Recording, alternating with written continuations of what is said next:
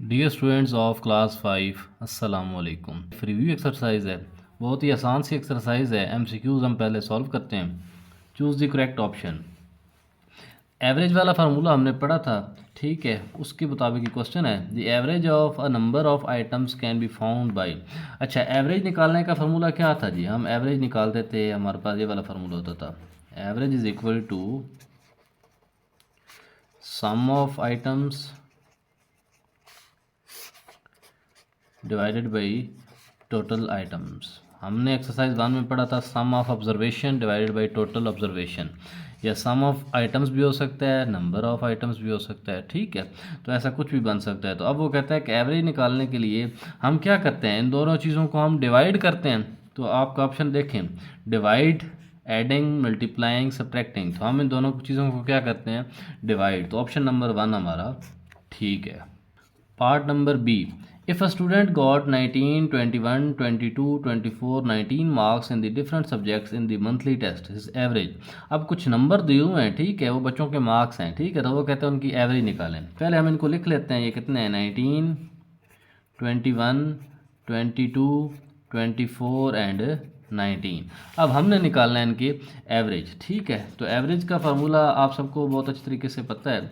Average is equal to sum of items divided by total items या number of items, ठीक है।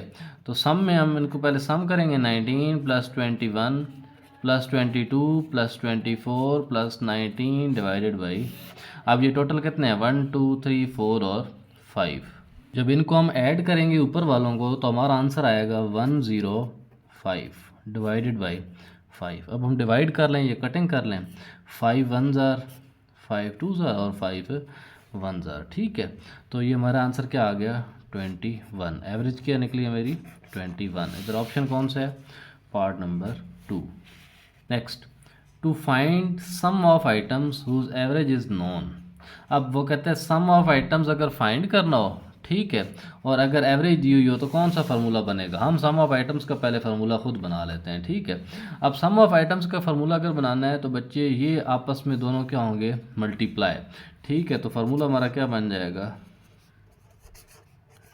सम of items is equal to average multiply total items, या इधर आपके option में शायद नंबर ऑफ आइटम्स हो, ठीक है। तो कोई इशू नहीं है, आप नंबर ऑफ आइटम्स को भी टिक कर सकते हैं। मींस ये दोनों आपस में क्या हो रहे हैं, मल्टीप्लाई। हम ऑप्शन देखते हैं अपना, ये देखें जी, sum of items equal to average multiply number of items, part number 3, ये आपका ठीक है। Part number D, if the sum of quantities is 600। Sum of quantities कितना दिए हुए है, 600। एवरेज कितनी दी हुई है, 50। नंबर ऑफ आइटम्स हमने फाइंड करना हुआ है, ये भी दिए हुए है, ये भी दिए हुए है, ये वाली चीज़ हमने फाइंड करनी है, ठीक है। जैसे जैसे फार्मूला दिया हुआ है हम इसमें वैल्यूज पुट करते हैं, ठीक है। एवरेज क्या दिया हुआ है हमारे पास, 50। 50 is equal to sum of items क्या दिए हुए है, 600। नंबर ऑफ आइटम्स हमने फाइंड करना है तो हम ऐसे ही लिख देते हैं, नंबर ऑफ आइटम्स, ठीक है।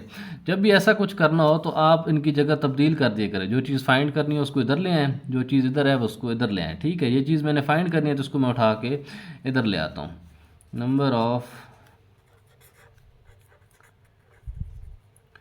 आइटम्स 600 डिवाइडेड बाई 50 हो जाएगा, ठीक है। ये 0 0 से कैंसिल, 5 1 5 12, आपका आंसर क्या आ जाएगा, 12, ठीक है। पार्ट नंबर 2 ये आपका करेक्ट आंसर है।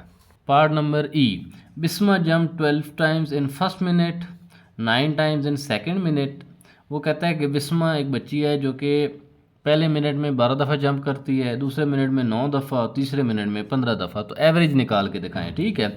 यही फार्मूला लगेगा, मैं इसी को इधर सॉल्व करके देता हूँ, ठीक है। तो 3 चीज़ें हैं जिनकी हमने एवरेज फाइंड करनी है, 12 टाइम्स, 9 टाइम्स एंड 15 टाइम्स। सम में आप ये तीनों लिख देंगे, 12 प्लस 9 प्लस 15। अब ये 3 है तो डिवाइडेड बाई 3। आप जब इनको ऐड करेंगे तो ये बन जाएगा 36 डिवाइडेड बाई 3। जब इसको डिवाइड करेंगे तो आपका आंसर आ जाएगा 12, पार्ट नंबर 3, तीसरा आपका करेक्ट आंसर है। Question number 2, a labour earn 1200 on first day पहले दिन एक मज़दूर कितनी कमाई करता है 1200 रुपये, दूसरे दिन 1000 रुपये, तीसरे दिन 1500 रुपये, चौथे दिन 1300 रुपये और पाँचवें दिन 1200 रुपये। तो उसने कहता है कि ये जितने भी उसने पैसे कमाए हैं इनकी आप एवरेज निकाल के दिखाएं। ठीक है, ये कुछ मैंने गिवन डाटा लिख दी है, ये आपने लिखना है। Labour earn in first day, इसी तरह labour earn in second day, ये मैंने सारा लिख दिया। अब हमने इनकी क्या फाइंड करनी है, एवरेज। तो एवरेज फाइंड करने का फार्मूला वही है जो हम पहले भी पढ़ते आ रहे हैं। ठीक है, आप लिख दें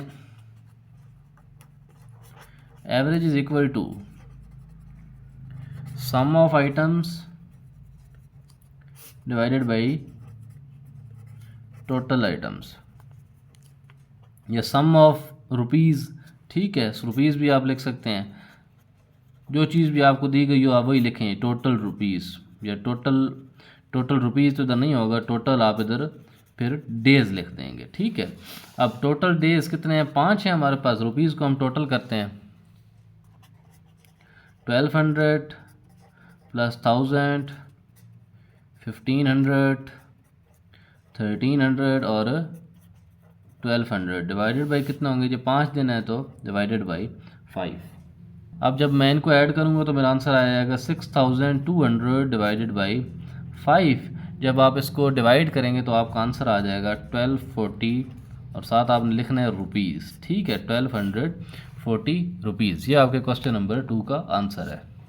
question number 3, find the average of 6 odd number from 1 to 11। सबसे पहले तो हम ऑड नंबर लिखते हैं कि 1 to 11 होते कौन कौन से हैं। ठीक है, मैं इधर लिखता हूँ जी, ऑड नंबर्स 1 to 11 कौन कौन से बनते हैं, 1, 3, 5, 7, 9 एंड 11। ऑड नंबर वो होते हैं जिनके ऊपर 2 वाला टेबल ना जाए। ठीक है, अब इनकी हमने पहले निकालनी है एवरेज। ठीक है, क्योंकि पहला क्वेश्चन हमारा इधर ही कंप्लीट हो गया। ये पहले हम इसकी एवरेज निकालते हैं। Average is equal to sum of numbers divided by total numbers. अब इधर नंबर दिए हुए हैं तो आप नंबर लिख दें, पैसे दिए हुए हैं तो पैसे लिख दें, कोई चीज़ जो भी चीज़ दी हुई हो तो वो चीज़ लिख दें। ठीक है, आपका आंसर गलत नहीं होगा। सम 1 + 3 + 5 + 7 + 9 + 11 डिवाइडेड बाई, ये टोटल कितने हैं 6। जब आप इसको ऐड करेंगे तो आपका आंसर आ जाएगा 36 डिवाइडेड बाई 6। तो ये क्या बन जाएगा 6। ये आपका आंसर है। ठीक है, अब आगे पढ़ते हैं हम। प्यारे बच्चों, अब आगे वो क्या कहता है, and also find the average of 6 even number. अब हम इवन नंबर लिखते हैं, कहाँ से कहाँ तक, 2 से 12 तक, 2, 4, 6, 8, 10 एंड 12। सेम इसी तरह एवरेज निकालेंगे हम। Sum of numbers divided by total number. ठीक है, तो sum of numbers 2 + 4 + 6 + 8 + 10 + 12 divided by 6। जब ऊपर वालों को आप ऐड करेंगे तो ये बन जाएंगे आपके 42 डिवाइडेड बाई 6। जब आप डिवाइड करेंगे तो आपका आंसर आ जाएगा 7।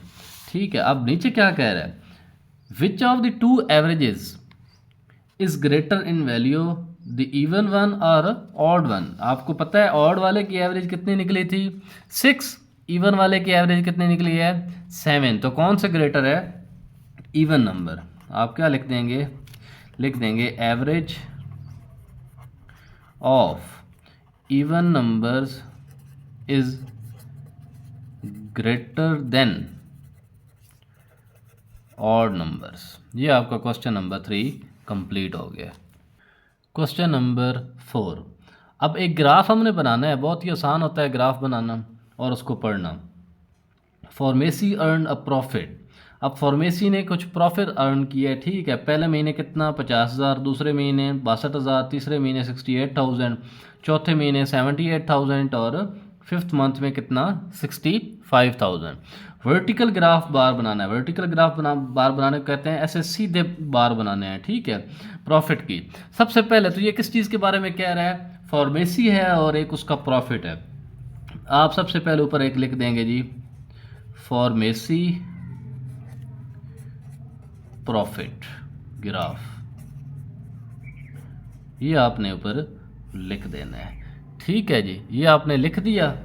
टाइटल देने के बाद आपने सबसे पहले 2 लाइनें लगानी हैं, हर ग्राफ में ये 2 लाइनें लगती हैं, ठीक है। एक को कहते हैं एक्स एक्सिस और एक को कहते हैं वाई एक्सिस, ठीक है।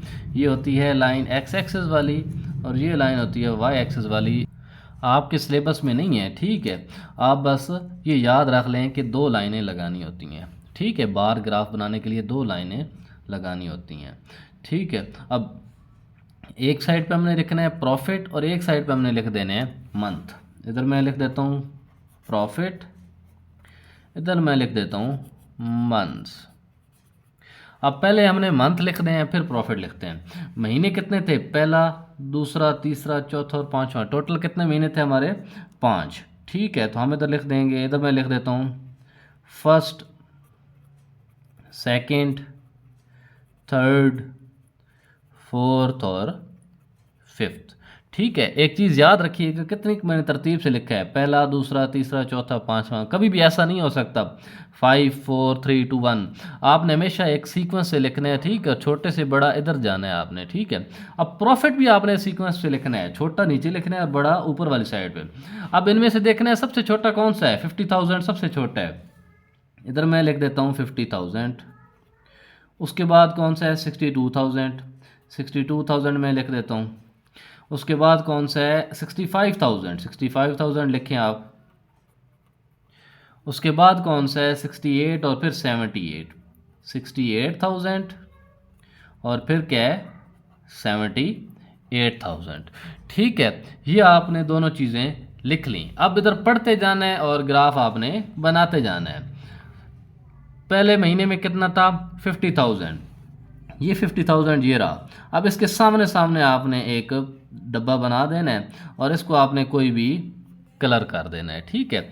अब दूसरे महीने में कितना है 62,000, 62,000 के सामने बिल्कुल डब्बा बनाना है। ये 62,000 के सामने मैंने डब्बा बनाया। मैं थोड़ा सा रफ सा बना रहा हूँ, आपने स्केल से नीट सा बना देना है, ठीक है। अब तीसरे महीने में कितना है 68,000, ये रहा 68,000, ठीक है। अब 68,000 पे हमने एक लाइन लगा देनी है, ये 68,000 पे मैंने लाइन लगा के और ये मैंने एक डब्बा बना दिया, ठीक है, जिसको हम कहते हैं बार।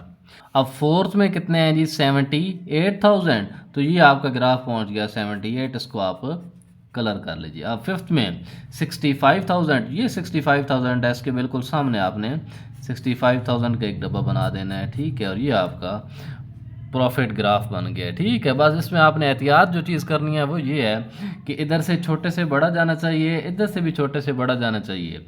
और 50,000 है तो उसके सामने डब्बा होना चाहिए, 62,000 है तो सामने, 78 है तो उसके सामने, बिल्कुल ठीक है। अगर आपको समझ ना आए तो ऐसे डॉट लगा लिया करें। Question number 5, a coin is tossed 125 times. जो भी चीज़ टोटल हो, तो मैंने प्रोबेबिलिटी वाले एक्सरसाइज में आप लोगों को समझाया है। अगर किसी ने प्रोबेबिलिटी वाली एक्सरसाइज समझनी है तो एक्सरसाइज 5 मैंने अपलोड की हुई है, तो काइंडली आप उसको पहले देख लीजिए, फिर आपको अच्छे तरीके से समझ आ जाएगा। तो एन एस जो टोटल जो भी चीज़ हो तो उसको हम क्या कहते हैं, एन एस 125।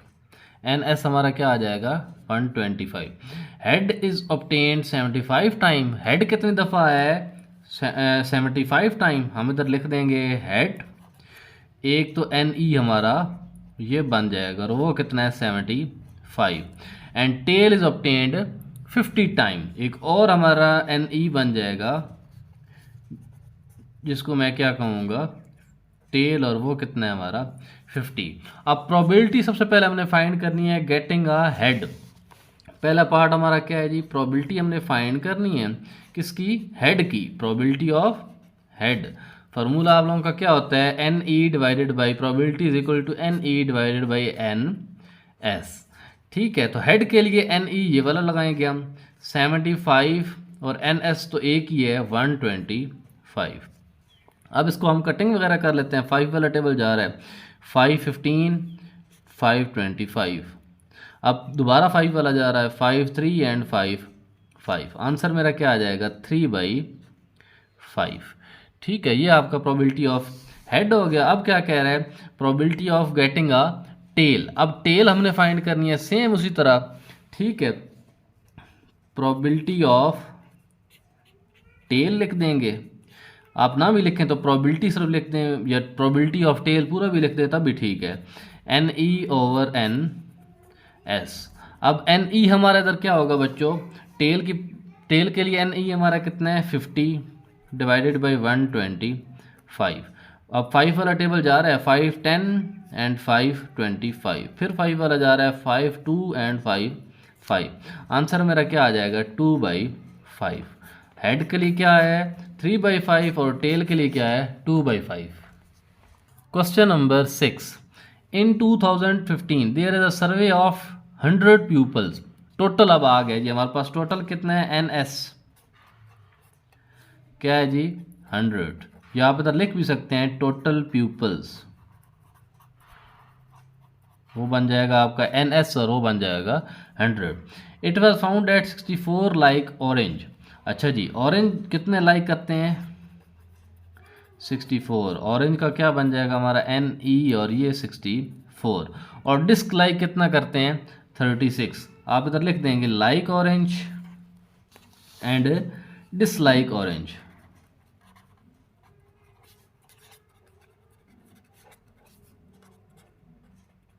ये बन गया आपके 36। अब वो और क्या कर रहा है, what is the probability that use and dislike orange usage. Probability find करें किसकी, डिसलाइक ऑरेंज वाले की। ठीक है जी, हम फाइंड कर लेते हैं। आप इधर उस तरह लिख देंगे प्रोबेबिलिटी के लिए P, हमने डिसलाइक का फाइंड करना है, आप इधर लिख देंगे probability of dislike orange is equal to NE/NS। ठीक है, अब डिसलाइक के लिए NE हमारे पास क्या है 36 और NS क्या है 100। सबसे पहले बच्चों 2 वाला टेबल जा रहा है 218 एंड 250, फिर 2 वाला जा रहा है 29 एंड 225, तो यही हमारा आंसर है 9/25। Question number 7। In a box of 25 bulbs, total bulbs कितने हैं हमारे पास 25, तो NS हमारा क्या बन जाएगा 25। There are 10 defective bulbs. Defective मतलब होता है ख़राब, उसमें से 10 कितने हैं ख़राब, तो मैंने डिफेक्टिव लिख दी है और NE = 10 कर दिया है। अब वो कहता है प्रोबेबिलिटी फाइंड करें डिफेक्टिव की और नॉन डिफेक्टिव की। अच्छा, नॉन डिफेक्टिव उसने हमें बताया नहीं है, तो अब 25 में से 10 अगर डिफेक्टिव हैं तो पीछे कितने बच जाएंगे 15 नॉन डिफेक्टिव। अब हमने दोनों की प्रोबेबिलिटी फाइंड करनी है। पहले हम डिफेक्टिव की फाइंड कर लेते हैं। Part number 1, probability of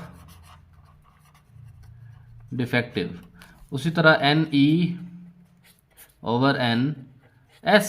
NE defective का कितना है 10, NS 25। 5 वाला टेबल जा रहा है 5 2 एंड 5 5, 2/5। ये मेरा आंसर आ गया डिफेक्टिव का। अब इसी तरह मैंने पार्ट नंबर 2 में निकालना है नॉन डिफेक्टिव का।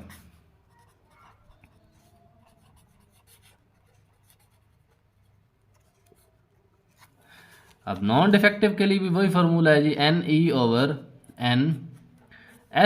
अब नॉन डिफेक्टिव के लिए NE हमारा क्या लगेगा 15, NS हमारा क्या लगेगा 25।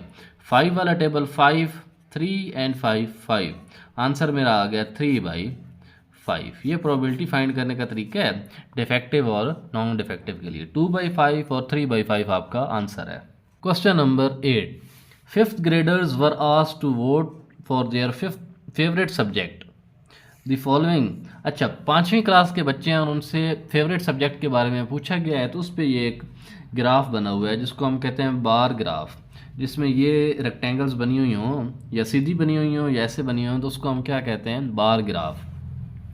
बार ग्राफ सबसे पहले आपको पढ़ना आना चाहिए, जब पढ़ लिया है तो फिर आप इजीली इसको सॉल्व कर सकते हैं। ऊपर लिखा हुआ है फेवरेट सब्जेक्ट, इधर लिखा हुआ है सब्जेक्ट, इधर लिखा हुआ है नंबर ऑफ स्टूडेंट्स। उर्दू को कितने स्टूडेंट्स करते हैं देखें, जिधर जिधर आपका ये वाला कलर ख़त्म हो रहा है उसके सीधा नीचे हैं ये कितना लिखा हुआ है 5। सबसे बेहतरीन हल ये है कि आप इधर 5 लिख लें। उर्दू को 5 बच्चे जो है वो अच्छा समझते हैं या जिनका फेवरेट सब्जेक्ट है। इसी तरह इंग्लिश का कितना है जी 6, आर्ट्स कितना है 10, साइंस कितने बच्चे अच्छे लगते हैं जिसको 6, और मैथ कितने बच्चों का फेवरेट है वो है जी 8, और सोशल स्टडी कितने बच्चों का फेवरेट है 3।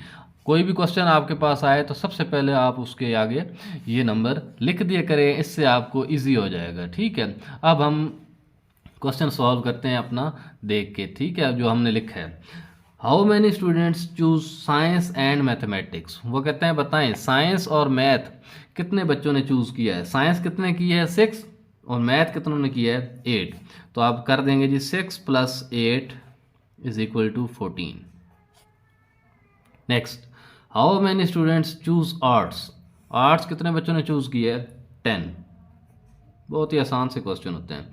How many more students choose math than science, वो कहते हैं कि साइंस से ज़्यादा कितने बच्चे हैं जिन्होंने मैथ चूज़ किया है। ठीक है, अब मैथ कितने बच्चों ने चूज़ किया है 8, साइंस कितने बच्चों ने चूज़ किया है 6, तो कितने ज़्यादा हो गए 2। मीन्स हमने माइनस करना है, 8 चूज़ किए हैं मैथ वालों ने, 6 चूज़ किए हैं साइंस वालों ने, तो 8 - 6 बन गया हमारा 2। Part number D, which subjects are like by the same number of students and what is their number. अब सेम वाला कौन सा है जी 6। इंग्लिश वाला और साइंस वाले सब्जेक्ट्स जो हैं स्टूडेंट्स वो सेम है। ठीक है, तो आप क्या लिख देंगे 6, और वो क्या है जी इंग्लिश एंड साइंस। ये आपका पार्ट नंबर डी का आंसर है। Part number E, study the graph to find the total number of students, वो कहता है ग्राफ को स्टडी करें और total number of students find करके मुझे बताएं। अब इधर देखें जी, ये जितने भी स्टूडेंट्स लिखा हुआ था सबको आपने ऐड कर देना है। 5 + 6 + 10 + 6 + 8 + 3, ये मैंने नीचे ऐड कर दिए हैं, ये टोटल आ गए आपके 38। अब नेक्स्ट आखिरी क्वेश्चन है जी, find the most favourite and least favourite, सबसे ज़्यादा बच्चों को कौन सी चीज़ पसंद है और सबसे कम बच्चों को कौन सी चीज़ पसंद है। अब देखें आर्ट्स सबसे ज़्यादा बच्चों को पसंद है जो कि क्या है 10। ठीक है, अब इधर आप लिख देंगे आर्ट्स कितने स्टूडेंट्स को पसंद है 10 को, और सबसे कम कौन सा है जी सोशल स्टडी SST, और ये कितने स्टूडेंट्स को पसंद है सिर्फ 3। ये सबसे कम है, ये सबसे ज़्यादा है। प्यारे बच्चों, रिव्यू एक्सरसाइज मैंने कंप्लीट करवा दी है और उम्मीद करता हूँ आपको समझ आ गई होगी। अल्लाह हाफिज़।